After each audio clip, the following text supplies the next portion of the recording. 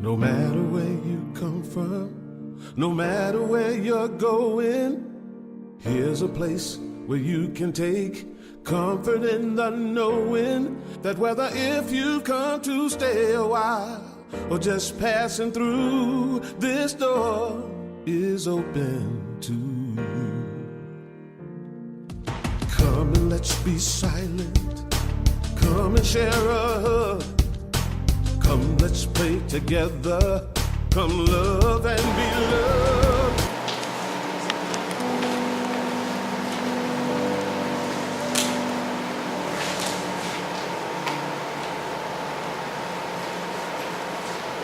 The pathway of prayer. Prayer. We hear about prayer all the time. People are always constantly talking about prayer. People will ask you, pray for me. I need you to pray for me. When some unfortunate tragedy happens in this country, a shooting, mass shooting or something else, and politicians very often will tweet. We're in the age and the era of politicians tweeting now. Even our president tweeting. I'll leave that alone. In this time, the common response is, we're going to keep you in our thoughts and prayers. And I say that oftentimes to people. But what is prayer? Prayer is something that we talk about. Prayer is something that we spend a lot of time throwing the words around. But prayer in and of itself can be an interesting thing. And I know that for each of us, we maybe have our own concept and our idea of prayer. I still like the notion of the hymn, prayer is the soul's sincere desire unuttered and expressed. The fire, the hidden fire that trembles in the breast. I can't even remember it now. But the fact of it is that prayer is something this month that I wanted to take a few Sundays and look at how it is that prayer fits into our teaching and how it is that prayer fits into our lives. Because prayer could be something very powerful and very useful and very important for us on our spiritual journey. And I entitled this month's theme, The Pathway of Prayer, because so often people find themselves in situations and circumstances, and I remind them, I was talking with a person this week, and they were talking about all of the things that they were facing and the challenges that they had in their life. And they were at a major point in their life where they were trying to make a decision about their career and where they were going to go and whether they were going to accept a position at the place where they currently were or if they were going to move on.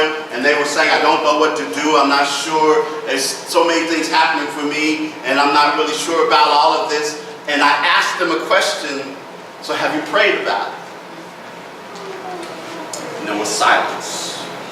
It's the same way with a man who went to another person and he asked him for help and all of that. And he asked him the question not to embarrass anyone, not to make them feel put off or anything, but what is our prayer life? What is your prayer life like?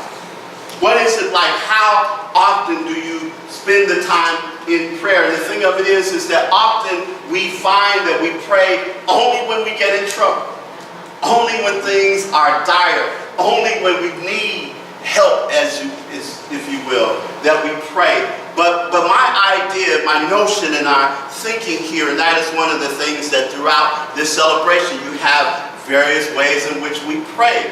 And we do that because for me it's important to make prayer an essential part of our spiritual journey and our lives. And I will admit, for me, coming from the understanding of New Thought, Ancient Wisdom, our teaching when it comes to prayer, which is different from traditional prayer, I still struggle with it. I still work with it. I'm still getting myself, even after all this time, even after standing before you as a minister, talking about prayer. The way in which we pray in New Thought, Ancient Wisdom tradition is different than other traditions. And here, in our understanding of prayer, and this may sound radical to some people that may be new to this teaching, may not have understood this teaching, but when we pray in New Thought, Ancient Wisdom, we don't pray to God.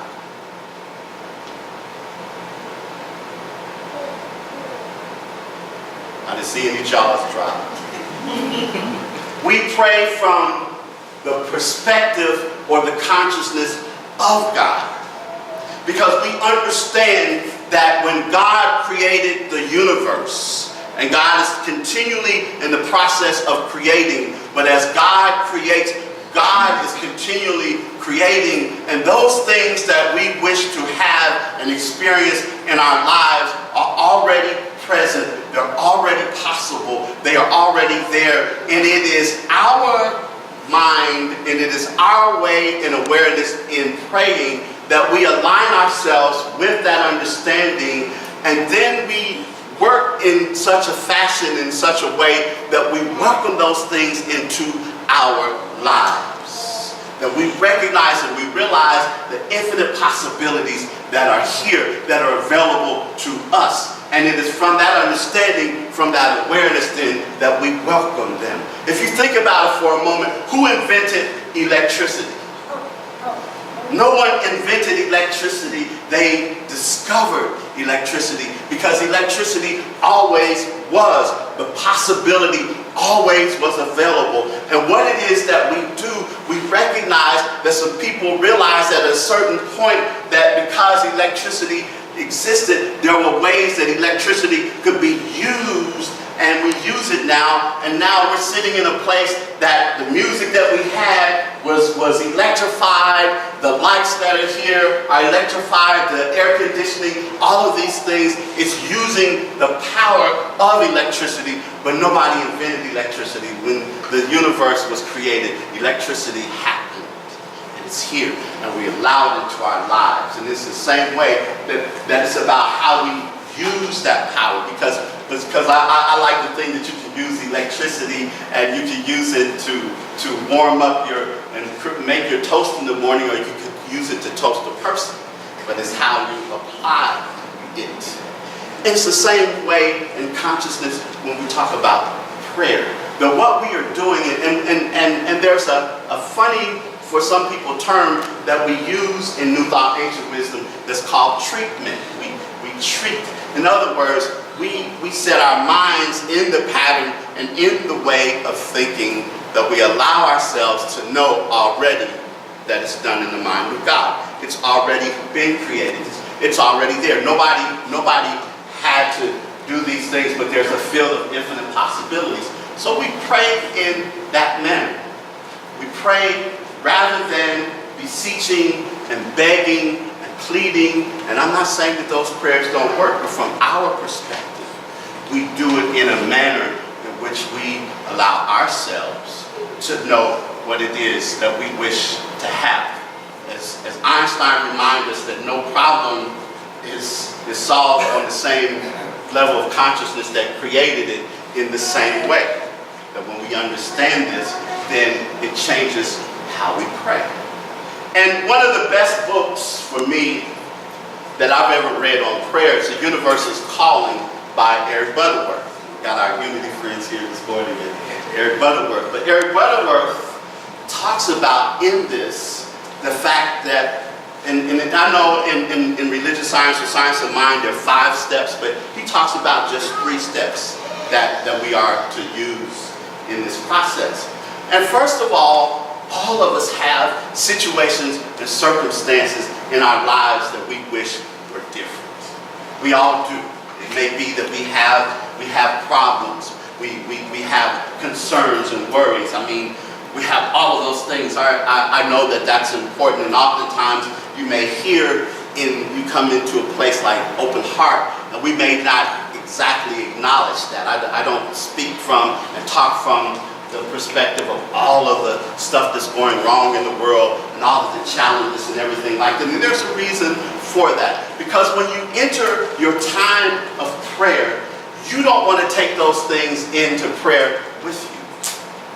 And so Eric Butterworth suggests stages or 3 things to do in the process of prayer. And the first is those worries and those concerns that you might have, get them out. Let them out. Don't try to stuff them down or deny them or say that this doesn't happen. You hear me oftentimes talk about that the difference between positive thinking and positive action or positive attitude is that if you're in a rowboat or in a boat out in the middle of the lake and a hole develops, positive thinking says there is no hole, there is no hole. But affirmative thinking says there's a hole, there's a shore there, let's get over to the shore. That's what I need in my life. So there's not denying those things that are in our lives. There's not denying the challenges and the struggles that we have. But we're not bringing them into our prayer time or bringing them into our prayer life. So it's important. Some of you all heard me last week when I talked about years ago when I was in seminary, the internship that I did, and I was at a church. It was a large church. It was even before the time of mega churches. There were 9,000 members. I was one of the 13 ministers on the staff. I was a part of the pastoral care staff. And something that happened as a part of that is that they had so many members that we visited the hospitals every day. There were teams that divided the city of Dallas up into quadrants, and we would go to West Quadrant, East Quadrant, and all the hospitals that were located in that. And there was a woman that I went to visit who had a son that had an accident in his car, unfortunately, and he'd run into a tree. And he wasn't wearing a seatbelt, and he was thrown from the car, and he suffered severe injuries. And such to the point that they had said that he would never walk again. He probably would not have any more brain activity, or none of those things would happen for him. And he had a mother, though, who was determined that that wasn't going to be the final diagnosis for her son.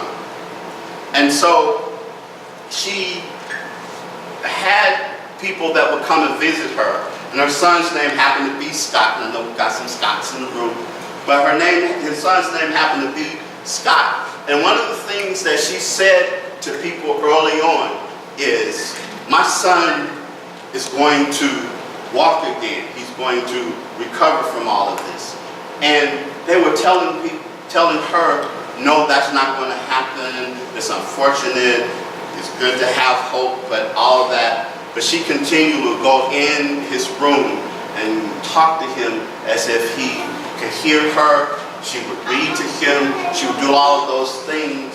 But one of the important things that she did was anybody that came there to visit her that had any kind of negative attitude, she didn't let him in the room. She sent him on an errand. She'd say, you can do this for me, you can do all of that. But she didn't want to have that energy. And ultimately, the staff there, the pastoral care staff, even had a meeting about her one time saying, so what can we do to make her face reality? So they were talking about all of that, and I was listening to that. And back then, I already had the thinking toward this New Thought, Ancient Wisdom philosophy, but I hadn't completely embraced it. But there was something inside of me that was saying, I see where this woman is, and I see her having this awareness of this field of infinite possibilities.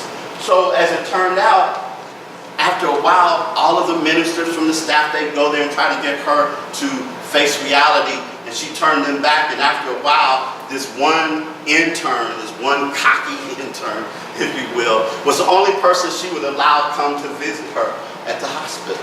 And she said, there's something different about you. I don't know what it is, but you seem to believe with me. And my final Sunday at that church on my internship, I was standing in the chapel, and I saw a young man come through the back door.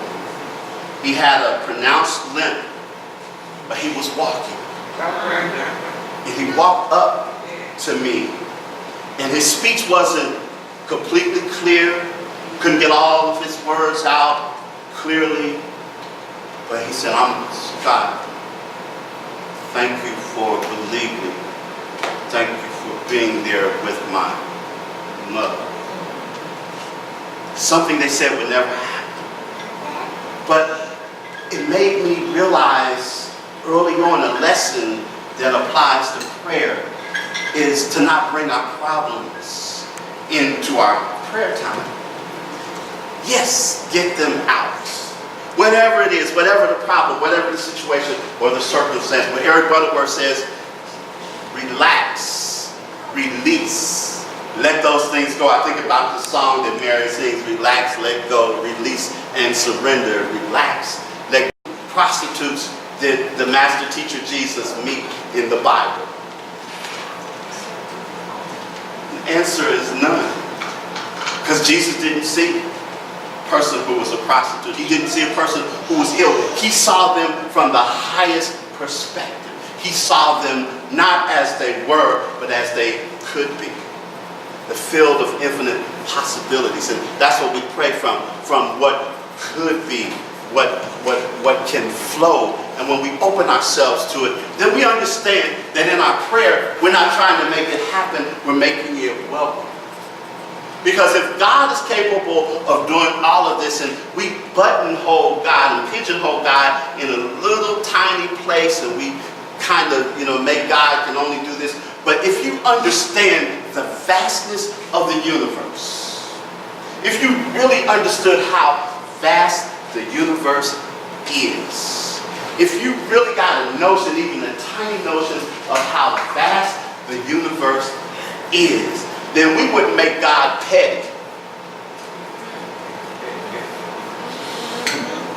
And we would make God only concerned with one little corner, one little place in the universe, one little denomination, one little group of people, one little church, one little whatever. We would understand that this vast, vast universe has all of these possibilities and all of these things available to it. And we would understand then that as I affirm what it is, because we also call this affirmative prayer, as I affirm what it is that I wish in my life, then we affirm that it's possible. And Eric Butterworth likes to use the image of an archer who takes the arrow, and you can take the arrow of intention in your bow, and who pulls it back, and then who releases it and lets it go, and it hits its target. And the thing of it is that we begin to understand that as we affirm that my relationship is harmonious, free-flowing, and whole, and as we affirm that my health is whole, that divine wholeness and health is my birthright, as we affirm that I am an abundant person in an abundant, extravagant universe, that there in this universe, and I look around me and I see that there's not one tree, not one variety of tree, but there's thousands of trees. When I look at the branches on the trees and the leaves on the trees, there are millions of them. As I look at the blades of grass in the ground, that there are millions of blades of grass, the sands on the seashore, all of those things. And I live in an abundant, extravagant universe. And if it's abundant and extravagant, in that way it can be for me. And simply, when I make it welcome, I don't make it happen, I make it welcome. From my prayer, from my time of praying, I begin to see these things. I begin to recognize these things. I begin to know these things. And then, when we reach this point of prayer, when we let that arrow go and it hits the target, we become thankful. Already before it's happened. Already before it's happened. Some of you that have been in traditional settings, when the announcing clerk stands up in church and they'll read an announcement and they'll say, thank you in advance for your cooperation. And I remember one time watching or reading in the text the Master Teacher Jesus, and one of the things I noticed about the praying that he did was before something happened, He gave thanks at the tomb of Lazarus when he was there, and they were telling him that you're too late. Mary and Martha were upset and said, if you had been here, my brother wouldn't have died. And he stood there, and as he prayed the prayer that he prayed, he said, I give thanks that you've already heard me. And when he was there in the midst of all of the people who were hungry, the multitudes, and they brought forth the loaves of bread and the 5 barley loaves and the 2 fish and all of that before what happened, giving thanks. So the idea is that once we have set our intention, once we have made that intention in our prayer, then we give thanks that it's done before we already see the results. We give thanks that it's done before it already physically manifests. Before we know that it's done. And we give thanks for it. We're grateful for it.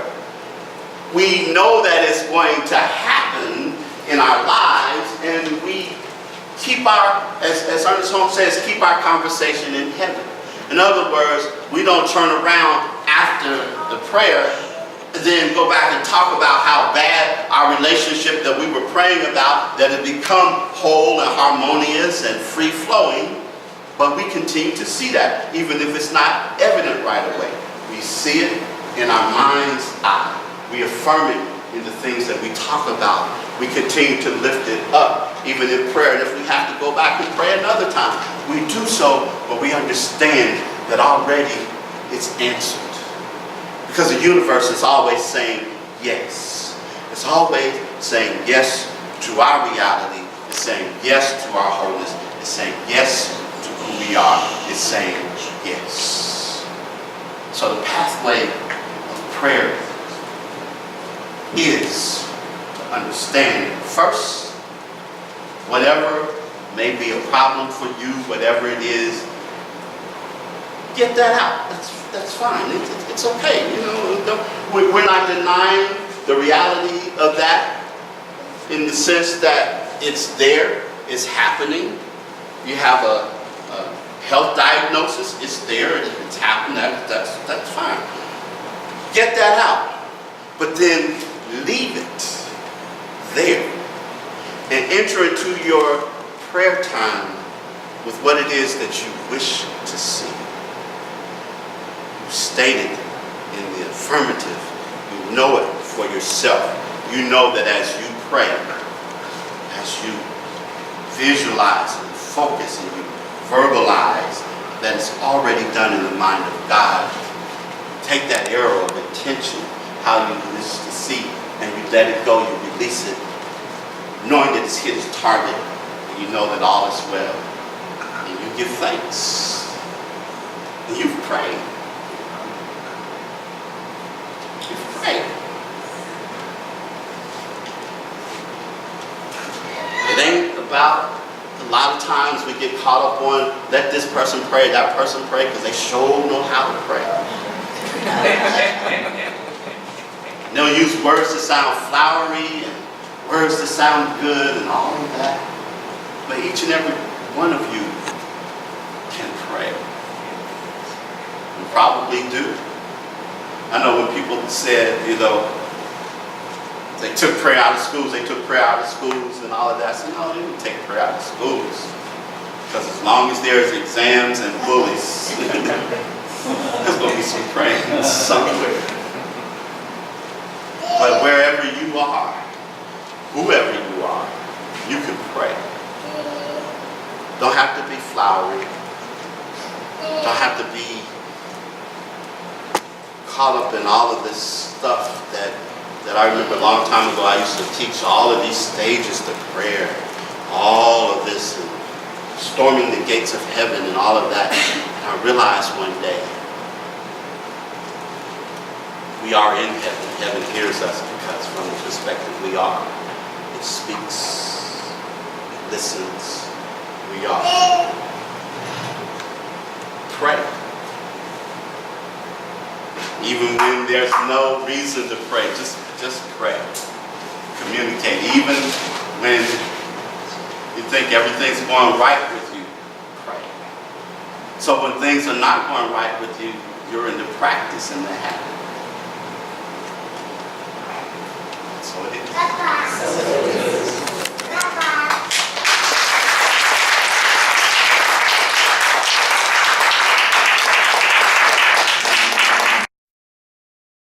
Good morning, Open Heart. Good morning. I invite you to take a breath, releasing this breath, knowing that there is only one power and one presence in the universe, and that is God. And as each of us embodies all that we have learned today, we take it in, we make it our own, and we simply live those very truths. We give thanks for the lesson, centering moment, affirmative reading, beautiful music, and just the beautiful energy that each and every person has brought into this space and into this place today. And moving forward, knowing that, prayer is not all that bad. I don't have to have a whole lot of fire words. I don't have to run around, jump, shout, jump up and down. None of that. I'm going to get all my worries and concerns out the way first. All those things that have been troubling me.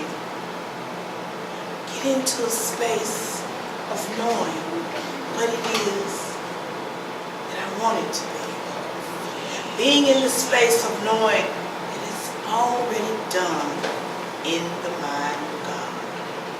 I step into that space of welcoming that which I wish to happen. So then I release it. I let it go. And I give thanks because it's already done. So it is.